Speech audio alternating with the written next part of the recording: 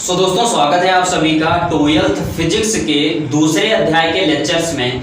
और आज का जो हमारा टॉपिक है वो है विद्युत फ्लक्स यानी कि इलेक्ट्रिक फ्लक्स के बारे में आज हम जानेंगे। विद्युत फ्लक्स की सबसे पहले हम परिभाषा को समझेंगे कि विद्युत फ्लक्स होता क्या है, उसके बाद में इसको चित्र के माध्यम से समझेंगे और उसके बाद में इसके सूत्र के बारे में अच्छे से समझेंगे। तो सबसे पहले हम यहाँ पर विद्युत फ्लक्स की परिभाषा को यहाँ पर समझते हैं। यहाँ पर हमने लिखा है कि विद्युत क्षेत्र में स्थित किसी काल्पनिक पृष्ठ से गुजरने वाली विद्युत बल रेखाओं की संख्या को उस पृष्ठ से विद्युत फ्लक्स कहते हैं। मतलब क्या है कि कोई एक विद्युत क्षेत्र हो। अब विद्युत क्षेत्र के बारे में हमने इसके पहले वाले चैप्टर में आपको बता रखा है। विद्युत क्षेत्र होता क्या है कि कोई एक आवेश हो यहाँ पर और इस आवेश के चारों ओर का वह क्षेत्र जिसमें कोई अन्य आवेश आकर्षण बल अथवा प्रतिकर्षण बल का अनुभव करे, विद्युत क्षेत्र कहलाता है। तो इस विद्युत क्षेत्र के बारे में आपने जान लिया था और इस विद्युत क्षेत्र को हम किससे दर्शाते हैं? विद्युत बल रेखाओं के द्वारा। अर्थात विद्युत बल रेखाएं जो होती हैं वो कुछ इस प्रकार से होती हैं और इन्हीं विद्युत बल रेखाओं के द्वारा विद्युत क्षेत्र को दर्शाया जाता है। तो ठीक इसी प्रकार से यहाँ पर ये जो हमने चित्र बनाया है, इस चित्र में यहाँ पर ये जो विद्युत बल रेखाएं हैं ये विद्युत क्षेत्र को दर्शा रही हैं। अर्थात यहाँ पर जो हमारा विद्युत क्षेत्र है वो क्या है? ई है। ये एक हमारा विद्युत क्षेत्र ई है जिसमें विद्युत बल रेखाएं कुछ इस प्रकार से यहाँ पर चल रही हैं। अब ये जो विद्युत क्षेत्र ई है, इसी विद्युत क्षेत्र में एक काल्पनिक पृष्ठ रखा जाए। अब ये काल्पनिक पृष्ठ क्या होता है दोस्तों? क्या है कि जो गॉस नामक वैज्ञानिक थे, यानी कि गॉस नामक एक वैज्ञानिक थे, उन्होंने इस विद्युत फ्लक्स के बारे में बातें बताने के लिए एक काल्पनिक पृष्ठ की, मतलब एक पृष्ठ की कल्पना की। और इस पृष्ठ को हम काल्पनिक पृष्ठ या गॉसियन पृष्ठ के नाम से जानते हैं। तो ये जो पृष्ठ होगा इसकी कोई ऐसी आकृति नहीं है कि बस ऐसे ही आकृति की होगी, ये किसी भी आकृति की हो सकती है। तो ये जो पृष्ठ है इसकी जो खासियत है उनके बारे में आपको बता देता हूँ। सबसे पहली खासियत तो इसको गॉस नामक वैज्ञानिक ने इस पृष्ठ की कल्पना की। उसके बाद में ये जो पृष्ठ होगी ये एक बंद पृष्ठ होगी, यानी कि ये खुली पृष्ठ नहीं होगी, ये एक बंद पृष्ठ होगी। तो इस प्रकार से क्या हुआ कि अगर हम इस चित्र में दोबारा से चलें तो यहाँ पर हमारा विद्युत क्षेत्र ई है और इस विद्युत क्षेत्र में एक काल्पनिक पृष्ठ ये रखा हुआ है। और ये जो काल्पनिक पृष्ठ है, इस काल्पनिक पृष्ठ का जो यहाँ पर हमने क्षेत्रफल माना है वो हमने यहाँ पर यस मान लिया है। यानी कि यहाँ पर ये जो हमारा विद्युत क्षेत्र है, इस विद्युत क्षेत्र में यहाँ पर यस क्षेत्रफल वाला एक काल्पनिक पृष्ठ रखा है। अब ये जो काल्पनिक पृष्ठ है, इस काल्पनिक पृष्ठ में से कितनी विद्युत बल रेखाएं गुजर रही हैं, यही जो हमारी विद्युत बल रेखाएं गुजर रही हैं, इन्हीं बल रेखाओं की माप ही विद्युत फ्लक्स कहलाती है। मतलब आप समझिए कि ये जो हमारा विद्युत बल रेखाएं जा रही हैं, अगर हम इस विद्युत क्षेत्र में इस कोई एक काल्पनिक पृष्ठ की कल्पना करें तो यहाँ पर इस काल्पनिक पृष्ठ में से कितनी बल रेखाएं गुजर रही हैं, इसी की संख्या के माप को हम विद्युत फ्लक्स कहते हैं।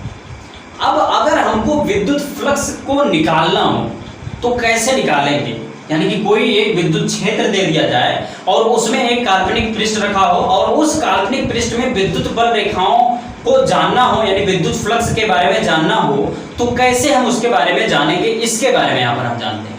दोस्तों क्या है कि ये जब हमारा एक काल्पनिक पृष्ठ है, इस काल्पनिक पृष्ठ में से अगर हमको विद्युत बल रेखाओं की संख्या का माप करना है तो इसके लिए हम क्या करेंगे कि इस बड़े से इस पृष्ठ में एक छोटा सा अवयव काटेंगे। यानी कि ये जो हमारा पृष्ठ है, ये यस क्षेत्रफल वाला, इसका हम एक छोटा सा अवयव काटेंगे।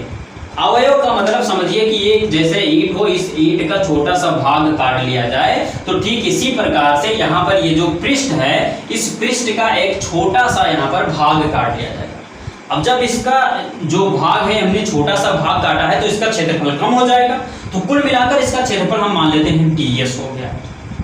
अब यहाँ पर जब इसका क्षेत्रफल ds हो गया तो इस छोटे से क्षेत्रफल में से जितनी बल रेखाएं गुजर रही हैं उसको अगर हम निकाल ले जाएं तो उस चीज का जब हम समाकलन कर देंगे तो इस पूरे पृष्ठ से गुजरने वाली विद्युत बल रेखाओं की संख्या हमें पता चल जाएगी, अर्थात विद्युत फ्लक्स के बारे में हमको पता चल जाएगा। तो यहाँ पर हम क्या करते हैं कि यहाँ पर हमने एक छोटा सा अवयव ले लिया ds जिसका क्षेत्रफल है, और इस क्षेत्रफल में इसका जो क्षेत्रफल सदिश है वो हमारा क्या है, ds है। यानी कि यहाँ पर E क्या है, विद्युत क्षेत्र है, ds क्या है, इस छोटे से अवयव के लिए क्षेत्रफल सदिश है। और क्षेत्रफल सदिश की एक खासियत होती है कि क्षेत्रफल सदिश हमेशा इस पृष्ठ के लंबवत होगा। अब ये पृष्ठ कुछ इस प्रकार से रखा है तो इसका लंबवत भाग इस प्रकार से होगा, अर्थात ds क्षेत्रफल सदिश जो है वो इस प्रकार से हो गया। अब यहीं पर ये जो पृष्ठ है ये इस प्रकार से ना रखने के बजाय इस प्रकार से अगर रखा होता तो इसका जो क्षेत्रफल सदिश होता वो ऊपर की ओर होता, क्योंकि यहाँ पर लंबवत घटक ऊपर की ओर जाता। तो ये चीज आपको ध्यान में रखना है कि ये यहाँ पर ये जो ds है ये क्या है, क्षेत्रफल सदिश। अब यहाँ पर अगर हमको विद्युत फ्लक्स की बात करनी है तो विद्युत फ्लक्स को हम फाई से लिखते हैं। यहाँ पर हमने लिख रखा है नोट लिखकर कि विद्युत फ्लक्स को फाई से लिखा जाता है।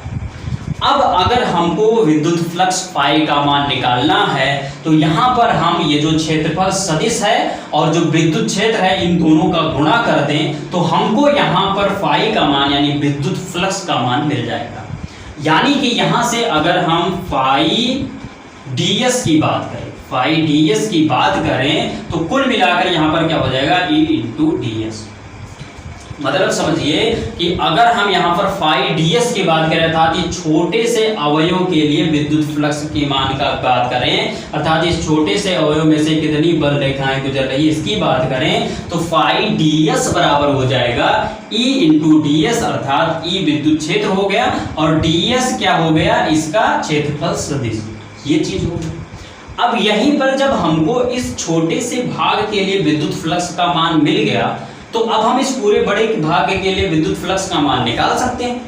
कैसे निकालेंगे, इस छोटे से भाग का जो हमारा यहाँ पर मान आया है विद्युत फ्लक्स का, इसका क्या कर देंगे, हम समाकलन कर देंगे। तो समाकलन करेंगे तो हमको क्या मिल जाएगा, यहाँ पर चूंकि हम अब यहाँ पर यस हो जाएगा क्षेत्रफल, तो यहाँ पर फाई इजिकल टू हो जाएगा क्लोज इंटीग्रल यस ई ds हो जाएगा। यानी कि यहाँ पर हमने क्या कर दिया, इसका यहाँ पर क्या कर दिया, हमने समाकलन कर दिया तो हमको मिल गया phi is equal to integral D ds।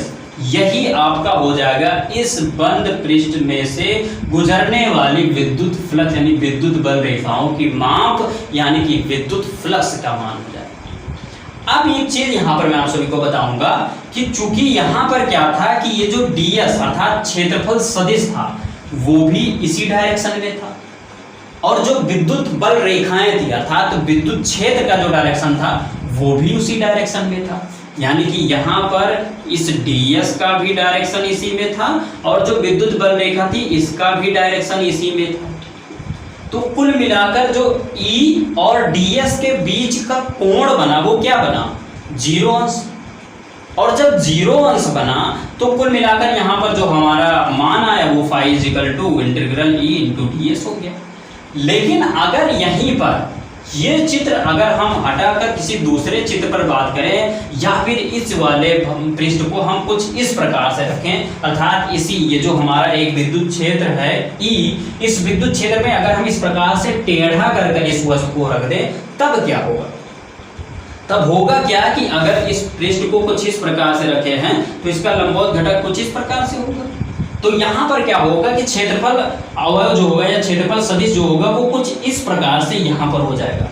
और विद्युत क्षेत्र हमारा क्या है, विद्युत क्षेत्र इस प्रकार से गया हुआ है। तो यहाँ पर क्या होगा कि जो हमारा क्षेत्रफल सदिश है और जो यहाँ पर विद्युत क्षेत्र है इसके बीच में क्या बन जाएगा, कोई कोण बनेगा। तो मान लेते हैं कि कोण यहाँ पर हमारा थीटा बना। अब यहाँ पर हम विद्युत फ्लक्स का मान कैसे निकालेंगे, इस पर बात करते हैं। तो जब हमको इस प्रकार की कंडीशन मिल जाए तो हम क्या करेंगे कि इस थीटा का मान जब जहां पर हमें मिलने लगे तो यहाँ पर हम क्या कर देंगे कि phi is equal to integral E into ds cos theta कर देंगे। यहाँ पर क्या बढ़ जाएगा, कॉस थीटा।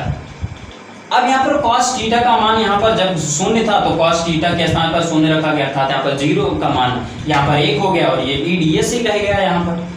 अब यहाँ पर जब यहाँ पर थीटा कोण बनना है तब यहाँ पर जो सूत्र होगा विद्युत फ्लक्स के लिए वो कुल मिलाकर हो जाएगा phi is equal to integral E D S cos theta. अब यहाँ पर जब हम इस इंटीग्रल को करेंगे अर्थात इस इंटीग्रल को हटाएंगे तो कुल मिलाकर हमको क्या मिलेगा, phi is equal to E D S हट जाएगा। क्यों? क्योंकि डी एस क्या है हमारा इस छोटे भाग के लिए है, और यहीं पर जब इस छोटे भाग के जब हम इंटीग्रल कर देंगे तो डी हट जाएगा, अर्थात यहाँ पर हमारा कुल मिलाकर मिलेगा phi is equal to E S cos theta. तो यहाँ पर जो हमारा पूरा जो विद्युत फ्लक्स का मान मिला वो क्या मिला, phi is equal to E S cos theta. अब हम बात करते हैं विद्युत फ्लक्स के मात्रक के बारे में।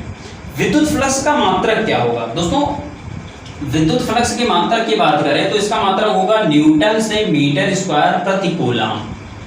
अब ये कैसे आएगा इस चीज के बारे में बात करते हैं। यहाँ पर हमने लिखा विद्युत फ्लक्स का मात्रक, और हमको पता है सूत्र क्या है, phi is equal to E S cos theta. यहाँ पर हमको सूत्र पता है phi is equal to E S cos theta होता है, तो यहाँ पर हमने लिख लिया।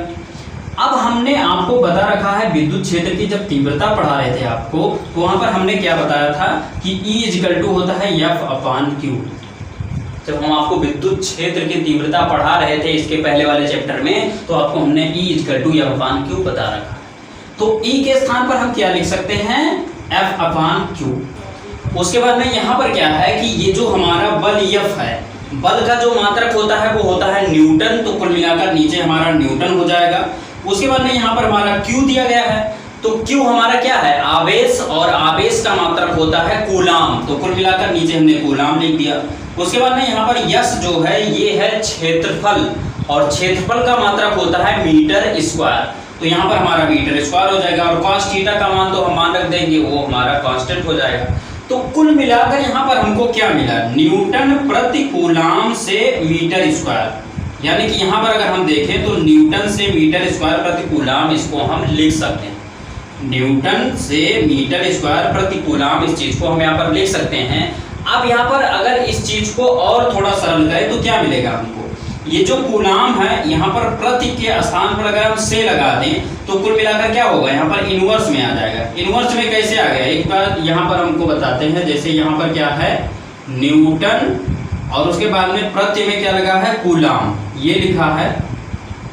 तो अगर इस चीज को हम इस प्रकार से लिख दें, न्यूटन से और कूलाम को अगर ऊपर ले जाएं तो क्या हो जाएगा, कूलाम के घाते -1, ये हो जाएगा। तो ठीक इसी प्रकार से यहाँ पर जो हमने लिखा न्यूटन से मीटर स्क्वायर से कूलाम इनवर्स, तो ये भी आपको कहीं कहीं किताब में देखने को मिल जाएगा। तो ये तो हो गया विद्युत फ्लक्स। अब हम यहाँ पर बात करते हैं कुछ कंडीशन के बारे में। जैसे पहली कंडीशन क्या है कि यहाँ पर ये जो हमारा पृष्ठ रखा हुआ था, ये पृष्ठ कैसा था, इसमें जो पृष्ठ रखा था इसका जो क्षेत्रफल सदिश था वो हमारा विद्युत क्षेत्र की डायरेक्शन में था, अर्थात यहाँ पर थीटा का जो मान था वो हमारा 0 अंश था। यानी कि ये जो हमारा विद्युत क्षेत्र E था और यहाँ पर जो क्षेत्रफल सदिश ds था, इसके बीच का जो कोण था वो क्या था, 0 अंश था। तो 0 अंश होने के कारण अगर हम इसको 0 अंश रख दे तो क्या हमको मिला, phi is equal to ES cos 0 अंश, और cos 0 अंश का मान कितना होता है 1।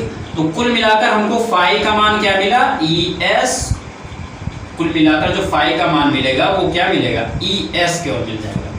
अर्थात यहाँ पर जो हमको मान मिला था वो क्या मिला था, फाई इजिकल टू EDS।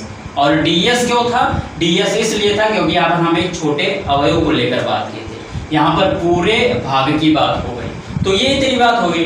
ठीक इसी प्रकार से अगर हम बात करें इस थीटा के मान के बारे में, तो थीटा का मान अगर यहाँ पर हमारा 90 अंश हो जाए, यानी कि ये जो हमारा पृष्ठ रखा हुआ है, ये जो हमारा पृष्ठ रखा हुआ है, ये पृष्ठ कुछ इस प्रकार से रखा हुआ, जैसे ये मान लीजिए विद्युत क्षेत्र है और इस विद्युत क्षेत्र में ये पृष्ठ इस प्रकार से रखा हुआ। तो जब ये पृष्ठ इस प्रकार से रखा होगा तो इसका जो क्षेत्रफल सदिश है वो ऊपर की तरफ होगा, अर्थात इसकी लंबाई लंबवत ऊपर की तरफ हो जाएगा। तो क्षेत्रफल जो यहाँ पर हमारा विद्युत क्षेत्र है इसका डायरेक्शन कुछ ये है, और जो यहाँ पर हमारा क्षेत्रफल सदिश है इसका डायरेक्शन कुछ ऊपर की ओर है। तो कुल मिलाकर इसके बीच में जो कोण बन रहा है वो 90 अंश का बन रहा है। तो ऐसे कंडीशन में क्या होगा कि cos थीटा के स्थान पर 90 अंश हो जाएगा, और जब 90 अंश यहाँ पर मान रख दिया जाएगा तो cos 90 अंश का मान होता है 0। यानी कि अगर हम इस चीज को मिटाकर cos के स्थान पर अगर हम 90 अंश लिखकर आपको दिखाएं तो यहाँ पर क्या है, phi is equal to E S cos theta, और थीटा के स्थान पर हम क्या लिखते हैं, phi is equal to E S cos 90 अंश। और cos 90 अंश का जो मान होता है वो क्या होता है, 0। तो 0 से जब गुणा हो जाएगा तो फाई का मान यहाँ पर क्या हो जाएगा, 0 हो जाएगा। अर्थात यहाँ पर कहने का मतलब क्या है कि अगर कोई पृष्ठ हो और उसको विद्युत क्षेत्र में इस प्रकार से रख दें कि उसका जो क्षेत्रफल सदिश हो वो लंबवत हो, ऊपर की ओर हो, 90 डिग्री का कोण बनाए, तो वहां पर क्या मिलेगा हमको, फाई का मान अर्थात विद्युत फ्लक्स का मान 0 मिलेगा। क्यों 0 मिलेगा, ये चीज आप ध्यान से देख लीजिए। जब विद्युत क्षेत्र कुछ इस प्रकार से है और एक गॉसियन पृष्ठ को लिया आपने, ये कुछ इस प्रकार से रखा गया, यानी कि कोई जैसे मान लीजिए कि इसमें विद्युत बल रेखाएं चल रही हैं और इसको इस प्रकार से जब रखोगे तो विद्युत बल रेखाओं की संख्या मान लेते हैं दूर दूर है, तो क्या होगा, इसमें कोई बल रेखा जाएगा ही नहीं। यहाँ पर क्या हो रहा है, यहाँ पर जो बल रेखा है वो उसमें कोई प्रवेश नहीं करती, तो इस कारण से क्या हो गया, यहाँ पर फाई का मान 0 हो गया। तो इस प्रकार से बहुत सारे कंडीशन बनते हैं इस विद्युत फ्लक्स के लिए। अगर 45 डिग्री का कोण बनाएगा तो उसके लिए कोई दूसरा मान आएगा, कोई अगर 35 डिग्री 30 डिग्री इस प्रकार से जो बनाएगा तो उस प्रकार से मान आते चले जाएंगे। तो ये रहा हमारा आज का वीडियो विद्युत फ्लक्स पर। दोस्तों उम्मीद करता हूँ ये छोटी सी वीडियो आप सभी को अच्छी लगी होगी। वीडियो अच्छी लगी तो वीडियो को लाइक कीजिए, और दोस्तों यदि आप नए हैं हमारे चैनल पर तो चैनल को सब्सक्राइब कर प्रेस कर लीजिए बेल आइकन को, जिससे कि आपको नए वीडियो का अपडेट मिलता रहे। तो दोस्तों बस यहीं पर दीजिए इजाजत। जय हिंद।